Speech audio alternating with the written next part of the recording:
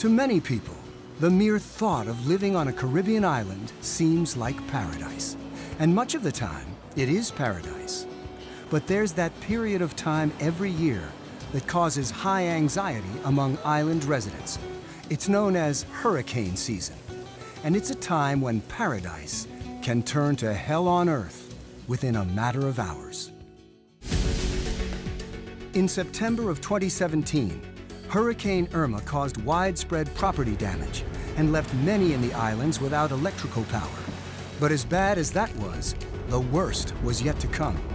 Just 2 weeks after Irma, Hurricane Maria hit the already battered islands with savage force, destroying nearly everything in its wake. September 20th. This is the day we went through hell. Some part of Puerto Rico, they have a sustained wind of 205 miles, and they got a gust wind of 245 miles. Conditions were beyond hazardous. Immediately after the hurricane, we had to deal with the devastation, the down power lines, electrical posts, and passable streets, even highways were unpassable, and the flooding was, I mean, forget about it. We was completely in a storm situation for more than 14 hours. We get 45 inches of rain. Everyone in the Caribbean was affected by Irma and Maria, including more than 1,200 city delivery letter carriers on the islands of Puerto Rico, St. Thomas, and St. Croix. In Puerto Rico, the entire island was without power, and access to clean water and food was extremely limited. It was a humanitarian crisis of epic proportions. Marie Ann Barracalis has been a letter carrier in Ponce for 5 years. She was 7 months pregnant when the hurricanes hit. A lot of houses lost their ceiling. You can still see it. There's a lot of houses that still have the blue tarp on. And there's no electricity. It was sad, you know, people that have been living a lot of years in the same house, losing everything. Ponce letter carrier Juan Carlos Tenorio worked the recovery efforts in New Orleans following Hurricane Katrina as a member of the Army National Guard. What he witnessed in his native Puerto Rico was equally disturbing. A bunch of houses without the roof. They lost the roof. No electricity, no water. No, was crazy because nobody thinks that something that heavy happened. This hurricane pretty much took out 9 of every 10 at the electrical posts. Most of the trees, the island looked like God took a bushwhacker to it. Hope couldn't get here quick enough. Help was not quick in getting to Puerto Rico, and it was inadequate at best once it got there. Property damage ranged from flooding to complete destruction. But despite suffering their own losses, the letter carriers of Puerto Rico were determined to get back to their customers. I was surprised how my letter carrier from my branch, they started reporting to each station to do anything to reestablish the service again. Well, carriers don't have quit in them. They don't believe in the word. I mean, disasters come in, the next day I knew carriers personally that actually, the day after hurricane, they showed up at the station to clean up. That's how dedicated they are. We are hard worker, and we are proud to be American citizen, and we are proud to be a Puerto Rican and our country. And this President Donald Trump, he treats us like a second-class U.S. citizen. We are the same right of anybody of the United States. Puerto Rico's misery grew worse by the day. The federal government's poor response and President Trump's shaming of its people became a flashpoint.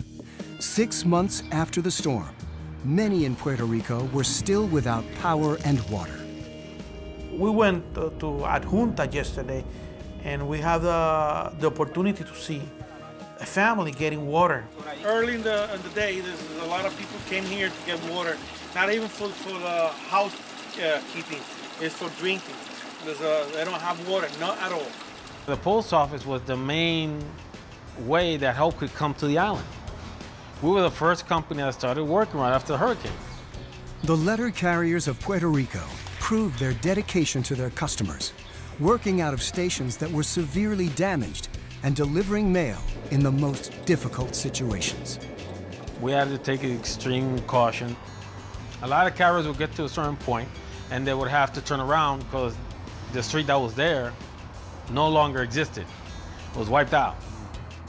The first time that I came over here, it was a bunch of trees. It was debris all over the place. You had to be, look out where you walk because cable down, and it was hard. You see the people, they lost their houses, and it was pretty sad. Jose Planas delivers mail in Barriada Ferran, a neighborhood within the city of Ponce. Like the majority of Puerto Rico's letter carriers, he is a military veteran, having served in the United States Army for 22 years. Jose's customers had no power for 6 months, and their neighborhood suffered from heavy flooding. Rene Rodriguez works in a sandwich shop on his route. Everything here got really, really bad. Very sad. Very sad. 6 months behind. No light. 6 months. It's not easy. And here we are, thank God. And it was heartbreaking, to be honest, to see our customers. We've seen, a lot of us know them for years. I mean, they become almost as close as family because we see them every day. We see them more than we do our own family members. And we get there and there's a mark where their house used to be, and we get there and they're crying and they don't know what to do, and you have to feel for them. Relief supplies from the U.S. mainland were desperately needed by the residents of Puerto Rico. With no access to electronic communication, they were also anxious for any news from the outside world. So postal customers were both stunned and delighted to see their letter carriers back on the job. When they saw me, it's a group that started clapping. My guys were telling me they would come up to the house, "You're working?" They couldn't believe it. They was really happy to see me. They was clapping, and some of the guys, they didn't believe that I was in the street. They didn't mail. The first impression for the people said, "Are you working? Are you going back? Are you delivering?" I said, "Yes, we back out." And we give that impression to them, like the Puerto Rico is getting back to normal. And they was really happy because letter carrier not even deliver parcels, mail. We deliver hope sometimes. San Juan letter carrier Margaret Hall has been a single parent since her husband died 10 years ago. She lost the entire contents of her home to flooding, but she knew that her customers were depending on her. I had to throw like 95% of my stuff outside and start all over again. So it wasn't easy at all, but I was wondering and expecting the day that my supervisor called because I felt also the necessity of helping another. And they knew the stuff that we had in the backs of our trucks. They weren't just paper, they weren't just mail. This was food, water, batteries, flashlights, generators, anything and everything that was extremely needed at that point in time. They were heavy and everything was like, we were working like in a mess, really. Many people were waiting for parcels coming from the States with supplies, with generators, food, water. But I know we did the best. Me, my coworkers, we did whatever we had to do. We even came on Sundays and after hours and everything we had to do to get all those packages out. They were happy to see us, and every day they asked us, "I'm waiting for something," and we were, assuring them that everything was going to be okay, that we were doing our best to deliver as quick as possible as we received the parcels. Even though the hard time, it was good to feel that you could help them, that you could talk to them, that you could hear them. Two neighbors in Barriada Ferran talked about Jose and how thankful they were for the packages that he delivered from family on the mainland. They were pleased to see him back on the route, although they admitted that they had never actually known his name. He said all the years that he's been here, they never asked him his name because they know him as the letter carrier, and they love him to death. Pero es que lo que queremos es que él es bien humanitario, es bien bueno. He stays a good humanitarian, and he's always looking out for them and goes above and beyond. Y saludo a los carteros de Estados Unidos que también nos apoyaron. He said, thank you to all the letter carriers in the United States that helped them out. Sí. I feel I'm doing my part to get them at least some kind of happiness. Because when they see me, when you deliver a package, you can see in the face. They're happy just to get it. I gotta take this moment and actually thank my brothers and sisters of the union, because they sent me supplies at the water, food, clothes, uniforms, even money. Thanks to everybody. I didn't know I have so many brothers and sisters who support in my worst time in my life. And I'll be honest, it wasn't even that was the important thing. It was the hope that knowing people out there actually gave a damn about us. So I've been blessed to be here, to be part of this family. And as I always say, still, I know I have my job, still I know I have my route. This has been my family, my job, my beans, my rice and beans for my daughter for the past 14 years. So I'm blessed, I have it, I'm blessed I'm here. Less than 100 miles east of Puerto Rico, Irma and Maria also wreaked havoc on the U.S. Virgin Islands, where city delivery letter carriers serve St. Thomas and St. Croix. 2 Category 5 hurricanes back-to-back within 2 weeks. And a lot of people did not expect the devastation that was coming. And it was terrible. It left us without lights. We had a lot of damages to our homes. People were flooded and mopping up water all night. And the wind was beating as if it was ready to break down the walls. It was real bad. We were really devastated, pulled down, wire down, transformers down. We're not like in the States, you can jump on your car and you can drive miles away.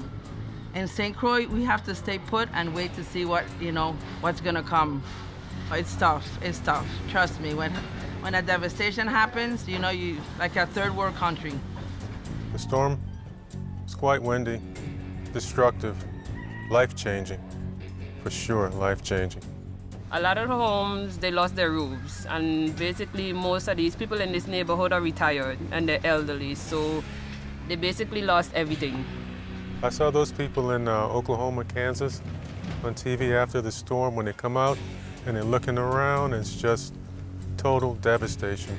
That's what I saw the morning after the storm. Total devastation. Delivering was, oh my God. We had traffic, we had to deviate. We had to eventually sometime get off our vehicle to push the debris aside. Yeah, we did the best we could. The main post office in St. Thomas was badly damaged. An exterior wall collapsed, and much of the building's roof was torn off, destroying the retail area and causing heavy flooding inside the building. We had a whole lot of water in here. We had to come in with our water boots, and it was just a catastrophe in itself. But with mail and relief supplies to be delivered, there was no time to waste getting the workroom floor back in order. We all came together, we worked together, we mopped water for days, we cleaned, we did everything, but we all came as a crew and we got it done. We got the mail, we got it in, we got it out, and made our customers happy. The letter carriers did very well. They came in every day. They didn't miss a day, even though they were impacted at home. They gave it their all, and they were very resilient. The carriers came out and they did over and beyond. And the customers were very happy to see them when they started to come out on the road, because it was a sense of normalcy for them, because they had nothing else to turn to. A lot of people were getting care packages and they were happy to see us coming out. They're like, oh, thank you so much. My mother sent this from in Florida, New York. They were just happy to see that we were out and we were delivering. The care packages came in. people were getting used to getting back to that same old routine.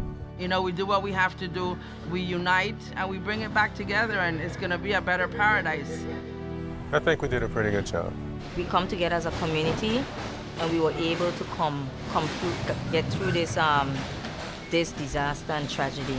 So my union brothers and sisters, they really, you know, supported us. We got hurricane relief funds. They did a very good job. We got toiletries, we got canned food, you know, we got monies. You know, I thank you guys so much.